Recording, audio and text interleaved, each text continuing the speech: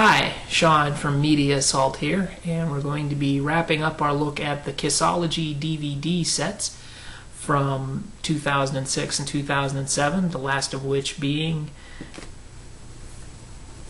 KISSology Volume 3, 1992 to 2000. And this one is kind of unique because what it does is it basically chronicles the band's return to greatness, as it were. The set starts out with the band in sort of a struggle to survive kind of mindset. The Revenge album has just come out.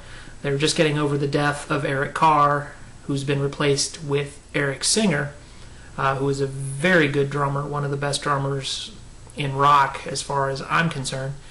And they hit the road on this Revenge tour, and this isn't chronicled on the disc, but basically what's happening in the band's history is they're filling up arenas only halfway. Nirvana has hit, grunge is the big thing, Pearl Jam, Nirvana, Soundgarden, and Kiss. While they're an influence to those bands, they're basically now just another hair metal band. At least that's the public's perception of them.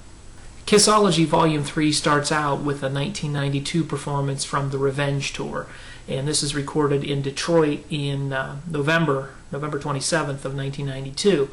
And this pretty much shows that the band is really finally comfortable without wearing makeup. They finally dropped the drag queen image. They've dropped the stuffing themselves in a neon spandex type of thing. They're basically settled into looking like rock stars that come in, kick ass, take names, and leave you floored. That's what this performance really showcases. The band's tight. They're having fun. Even on the commentary on the disc, they're talking about how much fun they're having on stage. They still have a kick-ass show. Lots of explosives, lots of pyro, lots of fireworks. It's still Kiss. It's just now they look like they've settled into their own skin for the first time since they took the makeup off in 1983. Sadly, not all of the performance is shown on the disc, and that's a problem that's been with the KISSology DVDs in general. What's included isn't complete, and what isn't included is missing for no real good reason. That kind of plagues this whole set. That's the last I'll say of that, because if I said it on every particular piece that's included here, I would just be repeating myself over and over and over again, except for one notable exception. Following the Revenge tour, we jump from 92 to 95 for the Unplugged set that aired on MTV, that was recorded in August of 1995 and aired on Halloween night of 1995. And this is where the seeds are sown for the eventual reunion tour. We have the current lineup of Gene Simmons, Paul Stanley, Eric Singer, and Bruce Kulick come out. They play some really good renditions of old Kiss classics done in an acoustic format. Fantastic performance. And then, of course, as everyone knows, Ace Frehley and Peter Criss join the band on stage for a few songs, where it's just the original lineup, the original four out there on stage doing their thing. And then, of course, Eric Singer and Bruce Kulick come back out on stage, and we have 6 members of Kiss on stage at the same time doing some really cool versions of Rock and Roll All Night and Nothing to Lose. And it's really, really cool. From there, we jump to 1996 and the first performance of the reunion tour from Tiger Stadium, and that is from June 28th of 1996. The Tiger Stadium footage, it's good. It does chronicle the performance of the band kicking off their world tour. I just wish that it gave you more of a sense of how exciting and how triumphant this return to the stage really was. It would be cool to see the crowd really getting into it, or the pyro going off or whatever, but basically we just see these tight shots of the band and close-ups of Gene and Paul and Ace and Peter, and you don't get a real sense of how explosive this really is. Another problem with it is that when the songs are over, because this is the on-stage camera stuff, the screens go blank or black, and you can hear Paul doing his stage raps, but you don't see anything, which is really odd, and it kind of kills the momentum of the performance and the excitement. And again, it's just not the best way to chronicle the first show of this massive world tour. From there, we go to what is probably the best footage from the reunion tour in terms of performance, in terms of editing, in terms of everything.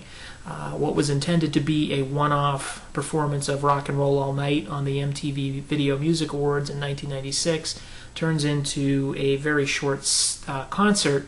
The band had been touring for about 3 months at this point, and they're a well-oiled machine. They're just kicking ass, taking names. Peter's having a great time. He's on time. He's singing along. He's smiling. Gene is sounding fantastic. Paul sounds great. Ace sounds great. The whole band is a cohesive unit, and they sound like a hungry band. This is the first and probably only footage of the band during the reunion tour or subsequent tours with the original members that really sounds like this is the band from the 70s.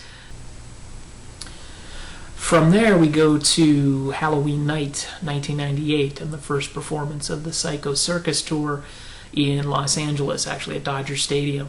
And the performance here is good, and it's the only complete performance of a KISS concert that you'll find on this DVD, and that was the notable exception that I mentioned earlier. After the Dodger Stadium performance, we go to a performance from 1999 where KISS is performing at the premiere of Detroit Rock City, a movie which has been unfairly labeled as a KISS movie, although it's not about KISS. It's about 4 teenagers traveling to a KISS concert, and it's a short set. It's a fairly energetic performance. They look a little more lively than they did at the Dodger Stadium show. And it's kind of weird to see Ace doing his guitar solo with the smoking guitar in the middle of Cold Gin. But it's an interesting performance. It's followed by a jump again, another year ahead, to the year 2000, where we get to see what's called The Last Kiss, and it's an edited version of a pay-per-view performance that aired on Showtime, or was aired on Showtime's pay-per-view channel. And it was recorded during the Farewell Tour, and as we now know, the Farewell Tour just meant Farewell, Ace and Peter. And the performances are really good, and the crowd is really into it. It's just kind of, again, if you're listening to the commentary, you hear more of this anti-Ace, anti-Peter stuff from Paul and Gene. So I would recommend not listening to the commentary and just watching the performance, which is stellar. The one thing that's notable about this version of KISSology versus the other versions is the fact that there's a notable lack of television performances or promotional appearances or interviews, things that were included on the first 2 volumes, music videos, things like that. I mean, they could have included a lot of that stuff, and they didn't. So what we have on KISSology Volume 3 is a lot of incomplete concert footage, except for the Dodger Stadium appearance. But there is the crown jewel of the KISSology set, or the KISSology sets, I should say. And that is the 4th disc of KISSology 3, which is the earliest known filmed footage of the band from December of 1973 at the Coventry. And they're tearing through some of their early songs. Now, it's a single camera shot from the back of the bar, basically, and the audio's been remastered. That doesn't mean that it sounds that great, but it's at least listenable. But you get to hear and see the band at their most raw, and that's probably the coolest thing out of all the KISSology sets, Volume 1, 2, and 3. You get to see this footage. So KISSology Volume 3 is probably my least favorite of the KISSology series, which is kind of unfortunate because it is the one that chronicles the reunion, but it just does not do a very good job of bringing the excitement of the reunion out. I'm going to give KISSology Volume 3 a 7 out of 10. I really wanted to rate it higher. But that wraps up our look at KISSology Volume 3. Check out the other 2 reviews that I have online for KISSology Volume 1, KISSology Volume 2, and stay tuned to the Media Assault channel for more movie, music, and video game reviews coming at you. So, thanks for watching. Please rate, comment, and subscribe. We got more on the way.